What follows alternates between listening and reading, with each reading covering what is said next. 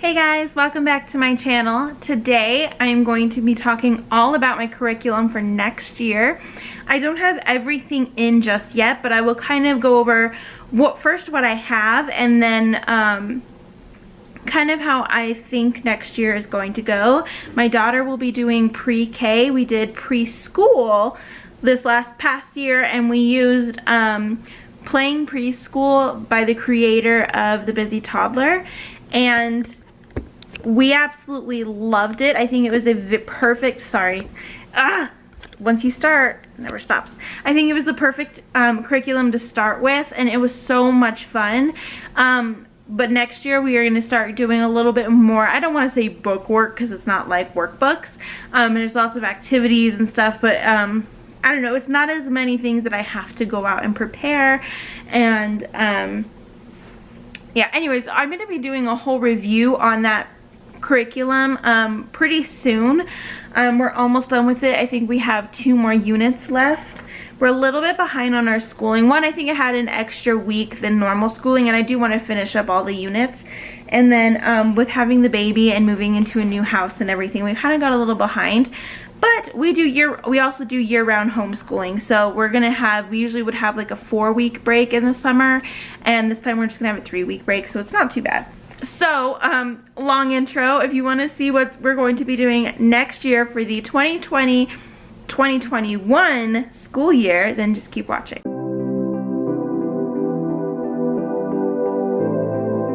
So for those of you who don't know me, my name is Renee, and I do homeschool my 3-year-old. Well, she's about to be 4 in a week. What's happening? And then I also have a 9-month-old baby. He actually turned 9 months old today.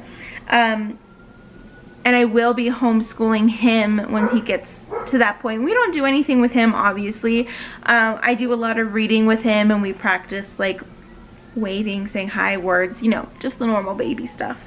But for Everly, I'm so excited for this next year's curriculum. So I'll show you what I have first, and then I'll kind of go over my plan and what we're going to be up to daily schedule wise. So here it is. This is the pre-K course book from The Good and the Beautiful. I have been dying to get my hands on The Good and the Beautiful and starting a new year to start this. I love our old curriculum, but I've just been, I've been itching to use The Good and the Beautiful. So I absolutely love this. I will also be doing a flip through of this. I'll be doing kind of, you know, what goes on with this, and that'll be a whole different video, and eventually I'll do a review on it. But here's a little sneak peek. Oh, let's turn this light away a little bit so you can kind of see. Here's a little sneak peek of the first lesson. It is a Christian-based curriculum, so it does talk about God, and that's something I absolutely love. And I'm just so excited to get into this. It covers letters and sounds, vowels, numbers, colors, motor skills, sorting, matching, and rhyming, which we actually covered a lot of that stuff in our last year's curriculum. So I have a feeling we're going to fly through this, and then I think we're going to do this one, and then we'll probably get to Primer K all in 1 year. We'll probably do the 2 different curriculums all in 1 year, because I think we're just going to fly through this. I think because she knows a lot of this stuff. But I did want to start at that part, and then I didn't want to just jump to Primer K, and I just want to make sure, and if there's any review, that's great, and then if there's anything new, then she'll have a better foundation. So that is our main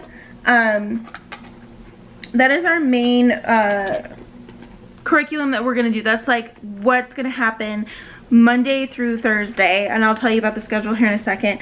It also comes with this pre-K alphabet flip book. So there's 1, 2, 3 of these, and it has all the letters and learning the letters and everything like that for the flip book. And then this is the activity packet. This has the games, and It has Feed the Elephant, Letter Cube, Mouse House, Hide and Seek Pet, Swat the Fly, Number Slider, and Letter Memory. So these are all the games, and you can prepare this ahead of time. So that's something I really like, is you can prepare everything ahead of time, and then you need very minimal things after that, like maybe watercolors, crayons, scissors, stuff like that. Stuff we basically already have around the house. Whereas the last curriculum, I kind of had to go out and buy some things every 2 weeks with every new unit, which I didn't mind, but it was just kind of a lot of prep work. And with having a new baby and moving into a new house, it kind of got a lot for me, so I'm ready to move on. And then from the Good and the Beautiful, I feel like I'm missing something from this, but all my curriculum's up there. I don't really feel like going up there right now, but this is the gist of it. So this is a let's see, a mammals unit for littles, and we're gonna use this when I do my own separate unit studies. Whenever we talk about any mammals, I'm going to bring this out. So it's just like a cool little science unit that keeps littles busy, and like this one is like an I Spy. Oh my gosh, this light. Sorry, let's put that down just for a minute. This is like an I Spy book, and you find all the different things in the pictures, and it has little facts on there. And then this has little stories and things about animals. It's What Can You Do, Kangaroo, and it's a little story about all the different animals and everything. So that'll be really fun to go through whenever we have, we're going to be studying a couple different mammals for our unit studies. We're going to be doing giraffes and monkeys. Was there another one? I'll have to go get my journal. But and then so I'll like bust those out whenever we do those, and then that'll kind of just give it more whenever we're doing science or any animal studies or stuff like that. So I thought that was really cute, and it was like a limited time deal, and I wanted to grab that. Anything from the Good and the Beautiful I'll get. So let me go get my journal real quick, and then I'll go over the schedule of how it's going to be, and what I'm going to be doing for unit studies. Okay, so I also found what I was missing in that unit for the mammals, and this is the Small Mammals flip book. So there's 2 flip books in there, and so we'll also be going through that. The other thing I forgot to mention was her handwriting. So I had planned to start this handwriting course next year, but she came to me one day and said, "Mommy, I really want to learn how to write." And so I was like, okay, so I ordered this early, and we are about a quarter of the way through it. I don't know, maybe a little bit less. We're on page 19. We're going to be going into page 20. And so she's been doing this, and I always give her a little star on there whenever she's done. And it is just going to get her started and get her motor skills ready to learn how to hold a pencil and follow the directions of the lines. So I have a feeling we'll finish this you know, we'll finish this probably about a quarter of the way through next year. I think this is for like maybe only 2 to 3 times a week, but she loves doing it, so we do it every day. We might lessen it up a little bit next year because we have a little bit more on the schedule, and so maybe we will only do it 2 to 3 times a week. But yeah, she's been loving that. And then after this, we'll probably move on to the level 1 handwriting course, probably. I don't know, we'll see. There's some handwriting in this course book, so we'll see how that goes. Okay, so let me find my page of how I laid out the next year. I get so excited that I really have to stop myself, because I'm like, oh, let's do this and this and this and this. But I'm like, okay, I don't want to overwhelm me or her. And I don't know, I just feel like, I don't know, I can get quite ahead of myself. So this is kind of what I was thinking. We're going to be doing Monday through Thursday for the most part. So in our state, we have to report that we did 180 days. So we are going to technically do school Monday through Friday. But the coursework, like the stuff that we have to sit down at the table and do, we're going to be doing Monday through Thursday. It says in the Good and the Beautiful, whenever you're reading about the course, if you do it 4 days a week, you will finish, I think, in even a little bit less time than a full school year. So that'll be kind of cool when we finish it up, and then we can either start on the next year, or like depending on where we're at, maybe we'll just do fun activities, field trips, stuff like that for the rest of the school year. We'll see how that goes. So the morning time will pretty much stay the same. We're gonna add in a little bit. So we do calendar every morning. We do the Pledge of Allegiance, and I think next year I'm gonna teach her the national anthem, because she has the Pledge of Allegiance memorized. And then we do Bible, and I'm looking right now for a new, for a devotional. So we use the King James version of the Bible, so I don't know when the devotionals, what version of the Bible they use, and so it's hard for me to find that out. So I really have to do a little bit more research, which is why I don't have that with me now. But I'm going to find a devotional, and then also our church has this really awesome, I don't know even what to call it. It's like a guide for studying the scriptures and everything for the whole year, and they have a kids version. So we're also going to be doing a little bit of that with a devotional for Bible study this next year. And then I really wanted, we usually do counting this year, but it has it kind of built into the next year's curriculum. So it depends on if she wants to keep doing our counting, we will. Right now we are up to 40. We are practicing counting up to 40. And because that was another thing, she just came to me one day and was like, "Mommy, I want to learn counting more." And because we'd really been only going up to like 10, well, maybe like she would go up to like 12 by herself, and in a very short period of time we've made it up to 40. So so she's been doing good with that, so we might continue our counting after Bible. Then I really wanted to add in mindful and meditation, something to get her focused, centered, calm. I couldn't decide if I want to do something to get wiggles out, like exercise, or this. And what I'm thinking is maybe before we start school, we'll get our wiggles out. And then once we start school, it'll be time for this. And I heard of this Mindful Kids book, and it has cool little exercises for them to kind of slow down, get focused, get ready. So that's something I'm excited to start. Then we'll be doing a read aloud. She loves reading. We're always reading books, so we're gonna be doing a read aloud. Whether that will be starting on like a chapter book or maybe a short book, I'm not really sure, because we're also gonna be having another read aloud for unit studies, so I don't want to go too overboard. So we might make the first read aloud, a short book and not a chapter book, so she doesn't get confused between books. Then we will do our course book, the Good and the Beautiful course book right here.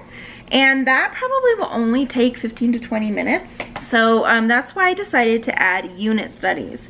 So after our course book, we're going to be doing our unit study, and any projects or anything like that, any books that we were reading for the unit study. And I don't really know exactly how I'm going to form those, since it'll be new, and I don't want to do it too soon. I'm going to do it probably a couple weeks before we start that unit, because I want to go to the library, check things out, start building vocabulary words, and then when I want to check the library books out for like 2 months. So I want to do it kind of as close to the unit as I can, and then I will start building it off of what I kind of find at the library. We'll buy maybe 1 or 2 books so that she can have those from the unit, but most of the books we're going to have from the library.